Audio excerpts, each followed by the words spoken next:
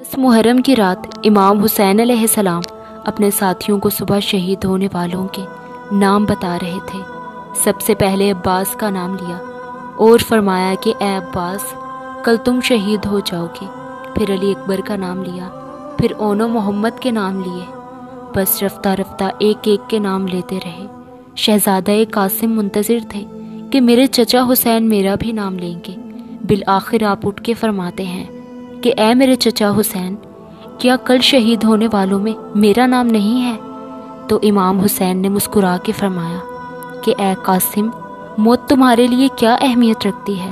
شہزادہ قاسم نے فرمایا کہ اے چچا جان، اگر آپ کے قدموں پہ قربان ہونے کا نام موت ہے تو میرے نزدیک شہد سے زیادہ میٹھی ہے۔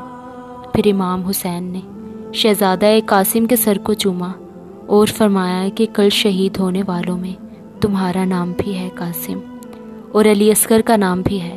شہزادہ قاسم تڑپ اٹھے اور فرمانے لگے کہ اے میرے چچا، کیا یہ ظالم خیام کے اندر آ جائیں گے؟ امام حسین اپنی آنکھیں نم کر کے فرماتے ہیں کہ اے قاسم، میں خود فوجی اشقیاء کے پاس علی اصغر کو پانی پلانے کے لیے لے کے جاؤں گا، اور وہاں یہ ظالم تیر مار کے شہید کر دیں گے۔ بس رات ڈھلتی ہے تو 10 محرم کا سورج طلوع ہوتا ہے۔ ہر ایک شہید امام حسین کے قدموں پہ قربان ہو رہا تھا۔ بی بی ام فروہ دیکھیں کہ ان کا بیٹا قاسم اپنے سر پہ ہاتھ رکھ کے زور زور سے رو رہا ہے۔ بی بی ام فروہ قریب گئیں، بیٹے قاسم سے فرمایا کہ اے میرے شہزادے، رو کیوں رہے ہو؟ شہزادہ قاسم فرماتے ہیں کہ اے میری ماں، صبح سے لے کر اب تک جب بھی میں چچا حسین کے پاس جاتا ہوں کہ مجھے میدان میں جانے کی اجازت دیں، آپ فرماتے ہیں کہ قاسم ٹھہرو، رک جاؤ۔ اے میری ماں، آپ چچا حسین سے کہیں کہ مجھے میدان میں جانے کی اجازت دیں۔ بس جیسے ہی شہزادے نے یہ فرمایا، بی بی ام فروہ کو امام حسن کی وصیت یاد آتی ہے۔ آپ نے کہا کہ اے قاسم، تمہارے بازو پہ جو تعویذ بندھا ہے اس کو کھولو، کیونکہ تمہارے بابا حسن نے فرمایا تھا کہ یہ تعویذ قاسم کے بازو پہ باندھ لو، اور ان قریب ایک وقت ایسا آئے گا کہ جب میرا بھائی حسین غریب ہو جائے گا، تب یہ تعویذ کھول کے میرے بھائی کو دینا اور یہ کہنا کہ میری طرف سے قاسم کی قربانی قبول کرے۔ بس جیسے ہی شہزادہ قاسم نے تعویذ کھولا، اس میں امام حسن کی وصیت تھی، اس کو پڑھا اور دوڑتے ہوئے اپنے چچا حسین کے پاس آیا اور فرمایا کہ اے میرے چچا حسین، میرے بابا نے آپ کے لیے کچھ لکھا ہے۔ امام حسین نے اپنے بھائی کے تعویذ کو اپنی آنکھوں پہ رکھا، چوما اور پڑھا۔ اس میں تحریر تھا کہ اے میرے بھائی حسین، میں نے بچپن میں سنا تھا کہ ہماری ماں وقت آخر ہمارے بابا علی سے فرما رہی تھیں کہ میں نے اللہ کے رسول سے سنا کہ ہمارا بچہ حسین 3 دن کا بھوکا پیاسا کر کے کربلا کے میدان میں شہید کیا جائے گا۔ اس وقت نہ اللہ کے رسول ہوں گے، نہ علی آپ ہوں گے، اور نہ ہی میں ہوں گی، نہ میرا حسن ہوگا۔ میرا غریب حسین بے دردی سے قتل کیا جائے گا۔ تب سے میں دعا مانگتا تھا کہ اللہ مجھے ایسا بیٹا دے کہ جو میں کربلا کے میدان کے لیے رکھوں، تاکہ وہ میرے بھائی حسین کے قدموں پہ قربان ہو۔ اے حسین، آج قاسم کو میری طرف سے اپنے قدموں پہ قربان ہونے کی اجازت دو۔ امام حسین رو کے تعویذ کو چومتے ہیں اور شہزادہ قاسم کے سر کو چومتے ہیں اور فرماتے ہیں کہ اے قاسم، جا اللہ کی راہ پہ قربان ہو جا۔ پھر آپ فرماتے ہیں کہ اے میرے بچے، آج زرہ میں تجھے پہناؤں گا۔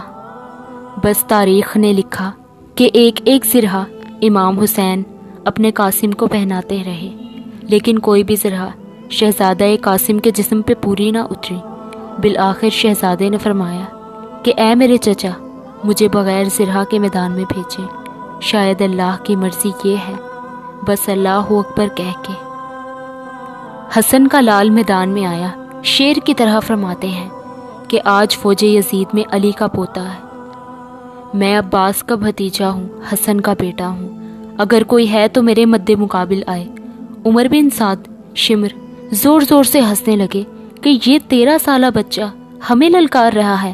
یزید کی فوج میں ازرق نام سے ایک بہادر تھا جو ہزاروں کے لشکر سے اکیلا لڑتا تھا۔ عمر بن سعد نے کہا کہ جا قاسم کا سر قلم کر کے آؤ۔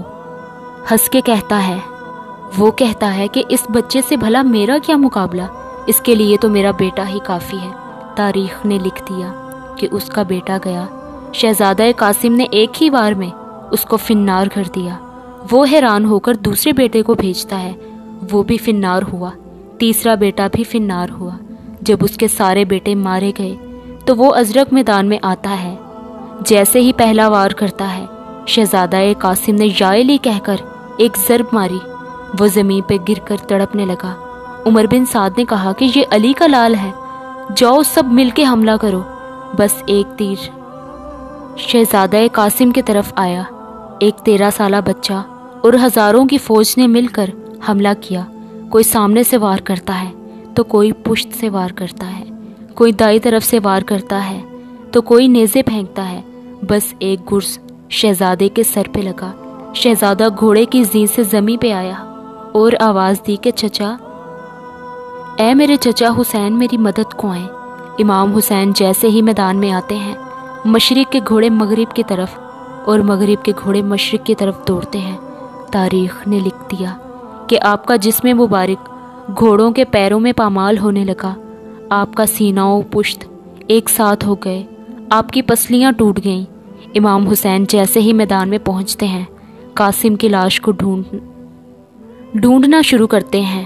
بس دیکھا کہ کہیں قاسم کا ہاتھ ہے تو کہیں قاسم کے بازو ہیں، کہیں قاسم کے پیر ہیں تو کہیں قاسم کا سر۔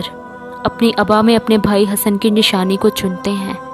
بس جیسے ہی ایک باغبان پھول چنتا ہے، ویسے ہی امام حسین نے شہزادہ قاسم کی لاش کو کربلا کی زمین سے چنا، زمین سے ٹکڑوں کو اکٹھا کیا، ایک گٹھڑی باندھی اور خیموں کی طرف بڑھنے لگے۔ اور وہاں بی بی ام فروا خیمے میں منتظر تھیں کہ عنقریب میرے بیٹے کی لاش خیمے میں آئے گی۔ بس جیسے ہی امام حسین آئے، بی بی ام فروا نے پوچھا کہ اے میرے بھائی حسین، میرے بچے کی لاش کہاں ہے؟ امام حسین نے گٹھڑی کو بی بی ام فروا کے سامنے رکھا اور کھولا۔ بی بی ام فروا سر کو پیٹ کے کہتی ہیں کہ اے میرے رب، اے میرے غریب قاسم، تو نے اپنی ماں کا حق ادا کر دیا، مجھے بی بی فاطمہ کے سامنے سرخرو کر دیا۔ بس اس لاش کے ٹکڑوں پہ بی بی ہاتھ لگاتی ہیں اور شہزادہ قاسم کے جسم پہ جو کرتا تھا اس کے ٹکڑوں سے الگ کرتی ہیں۔ امام حسین پوچھتے ہیں کہ اے بی بی یہ کیا کر رہی ہیں؟ بی بی ام فروا رو کے کہتی ہیں کہ اے حسین، اب جب میں مدینے جاؤں گی تو حسن کی قبر پہ یہ کرتا رکھوں گی اور کہوں گی کہ اے میرے آقا حسن، آپ کے لال قاسم نے کس طرح سے آپ کی وصیت پہ عمل کیا۔ سلام ہو شہزادہ قاسم پر، سلام ہو کربلا کی ہر ماں پر۔